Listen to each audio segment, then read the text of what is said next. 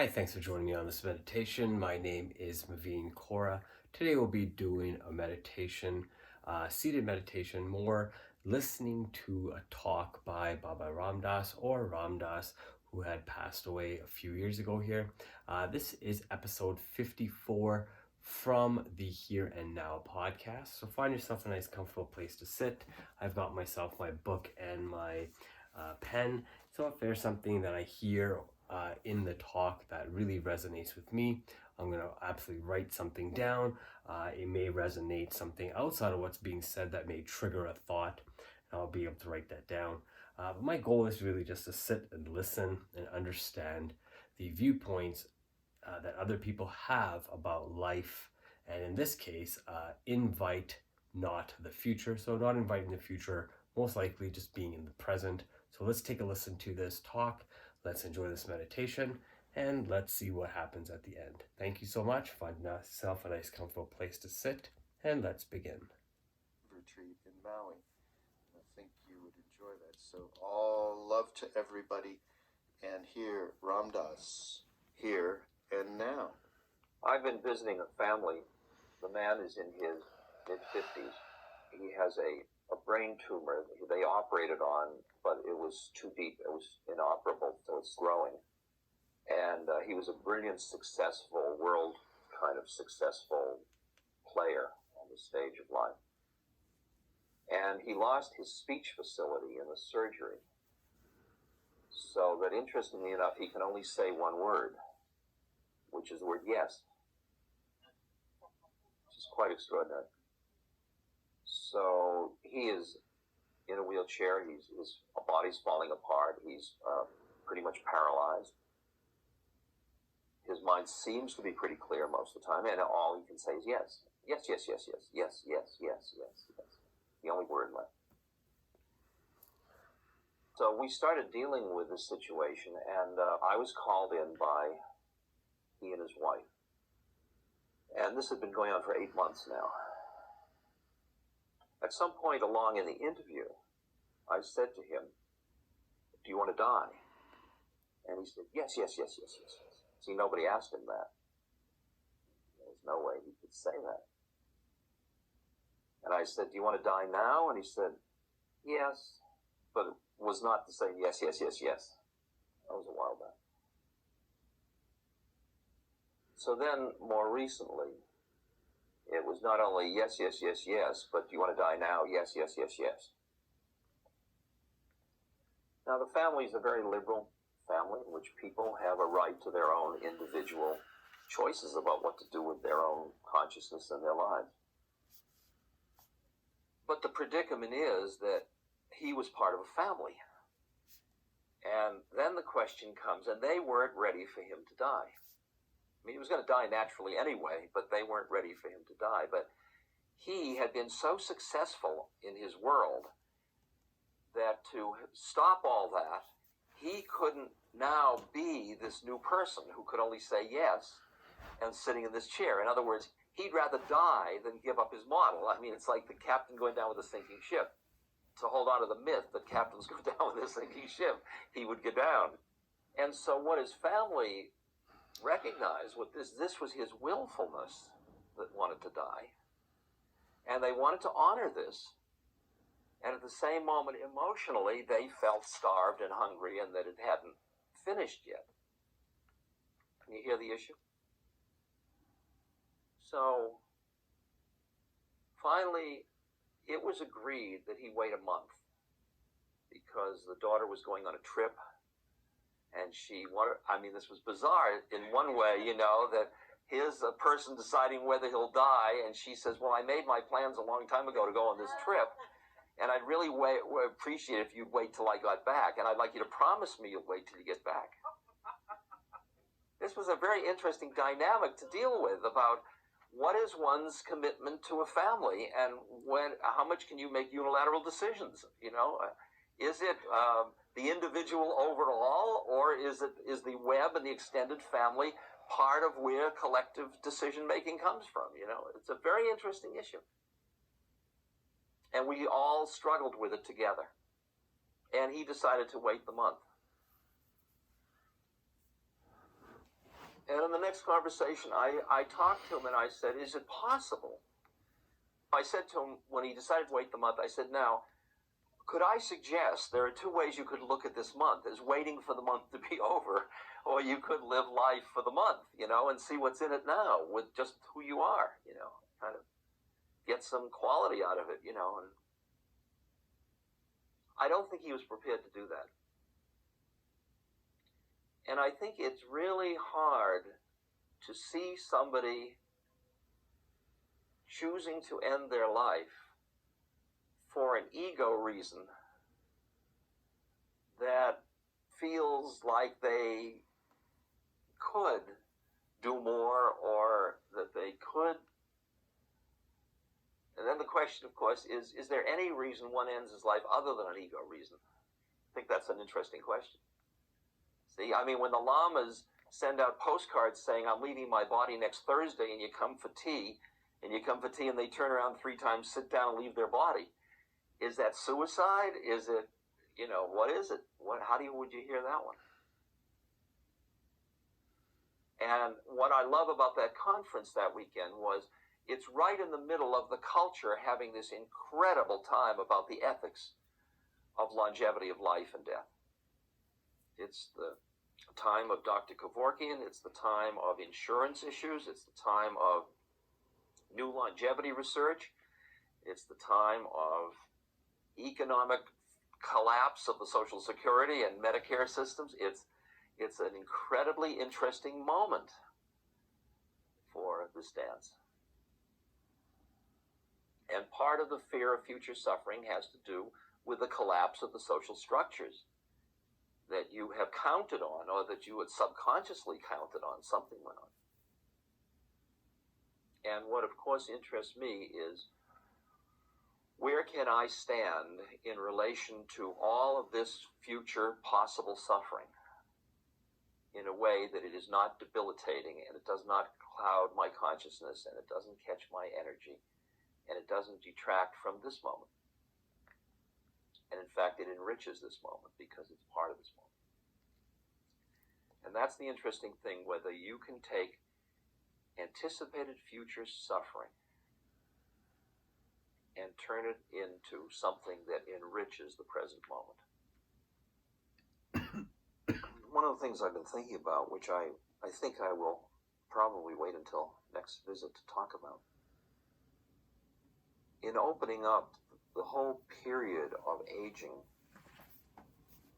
and looking at social roles within aging, trying to find social roles that are harmonious with the deeper agenda of aging, not just make work. But it may well be that service to the sick and dying becomes the optimum role for older people. Because that's the closest thing I can do to becoming as conscious as I can be. And therefore, I am meeting more and more people now who say, I want to thank you for your aging and dying tapes, and I want you to know I work with the dying, or I work with my mother who's dying, and I just want to thank you because I'm looking at it so differently now, and it's so wonderful. It was interesting. I was down in Brazil a few weeks ago, this conference. There was one comment I made in my lecture, which I made just in passing because it wasn't really that right audience to say it, but it just came out. I said, it's interesting when you stop just doing narrow practices and realize that your karma is your dharma. And that line went into the consciousness of that group and flipped the way they saw their lives. And I would say 24 people came up to me in the next few days and said, you know that line, my karma is my dharma, it's been sitting with me and it's been changing the way And what I see now is that for those of us that are going to want to approach future suffering with some degree of equanimity and some degree of mindfulness and some degree of open-heartedness, the earlier we start, the better. And the more we come into the presence of these phenomena, so that we can work with them even though they're not ours yet, the more we will have eaten what we have to eat, digested our reactivity to it, and be able to keep our heart open in hell. Because I was thinking about older people and younger people, because the usual myth in the culture is, well, older people are the elders and they should teach the young, but the young don't want to know what the old know, because the old don't know the latest thing that you can only get with, so many mega gigs or gigabytes. God, I just moved into the world of gigabytes. Can't believe it. I feel like I'm from outer space.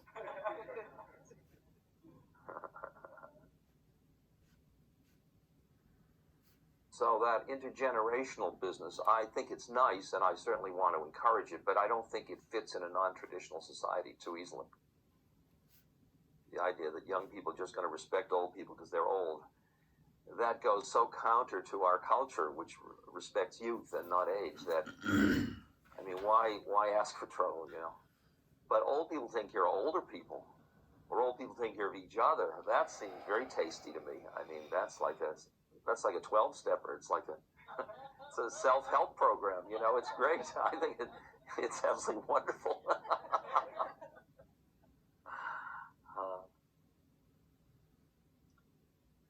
And you get another old person, you can practice being dependent.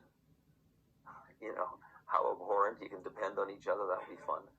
There are all kinds of wonderful games you can play. See, I know I'm on the edge of being able to turn aging into something really incredibly interesting. But in order to do that, we have to extricate ourselves from the cultural stuff that is so thick in our habit structures and the way our minds work. It is a real stinker to extricate yourself clearly enough to see how you've been had. It's just so deep in all of us. And because I value these altered states of consciousness so much, and I value the fact that I believe the mystery of death is a non-conceptual moment, and that dying is a little bit like a Maha acid trip. It's a trip in which the structures start to break down and break down and break down, and you're more here than you ever were because the boundaries between you and other are dissolving, and you are other as well as here. But you're holding on to a model of yourself as a time-space entity, and that is exactly what you deal with when you guide somebody through an acid trip. The breaking down of their consciousness. And that's what the whole idea was of psychological death before physical death. Because the thing that is frightening is the psychological death. Interesting. Really isn't the truth. And when you've separated those out and you've practiced with psychological death, and that's why the practices that get you to play with the edge, whether it's through devotion, where you sing yourself into or pray yourself into non-separateness, or that kind of melting of boundary through love. You love your way into the universe. Or you mind your way in by jnana yoga, by using the mind to beat the mind, by like a koan that forces you beyond your thinking mind or something like that. Whatever those techniques are, the more you practice them, the more you are comfortable with that process of transformation. Tim, about 10 years ago, said an interesting thing. Somebody was asking about his psychedelic journey. He says, I die so hard each time. And it's interesting because I think he didn't die hard. He didn't really die hard. He was a die-hard, not dying hard.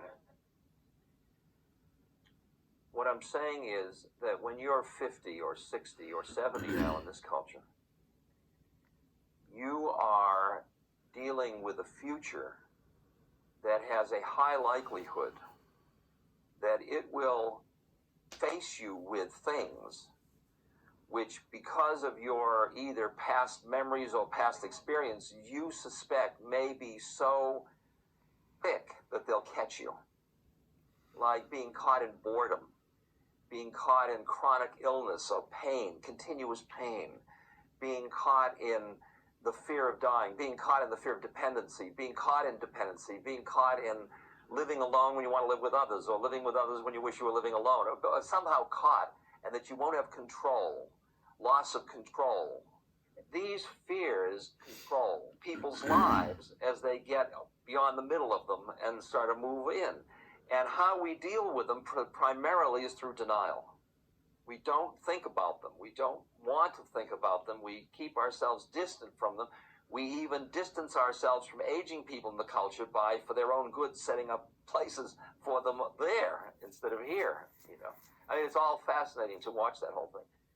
So the thing is, the business of what does it mean to fold the future into the present, so you're fully in the present, is to open to and embrace these and acknowledge this, that yes, this is possible, and actually vicariously run it through if you can, until you can be fully present with it instead of try to be present in spite of it.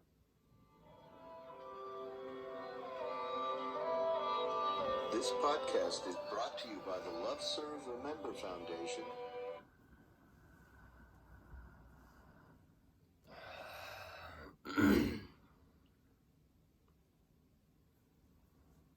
Thank you for sitting with me on during this meditative listening of the podcast by Rama Dass, Here and Now podcast, episode number 54. Invite not the future. So it is about being present. A lot of talk in this one was about death and understanding where you are right now, understanding age and old age and young age, and accepting where you are from where you are right now. Not really looking into the future, not looking into the past, just being where you are, understanding what's brought you here. One of the things he said was walking through hell, and he just kind of skipped over it a little bit, but I really caught on to that. Can you still be who you are when you're walking through hell without changing who you are? That's kind of how I took it. Let me know what you took from the talk. Hopefully you're able to listen to the talk as well as find some great points that he was making and take from those points. Hopefully you were able to write some stuff down. Maybe let me know one awesome thing that you took away from the talk. I'd love to know. Leave that information in the comments below. Remember to hit the like button. I hope you did like this podcast meditation here. Remember to check out the podcast by Rama Dass on the Here and Now Network. I believe you could also check them out on YouTube as well. Lots of different talks on there and meditations. Subscribe to the YouTube channel for myself, for discoveryourlifetoday.com. Great way, different meditations and different talks that I've done also are on the channel. Thank you so much. I hope you enjoyed this talk, and absolutely check out other podcasts and videos by Rama Dass and by the Here and Now Network. Thank you so much.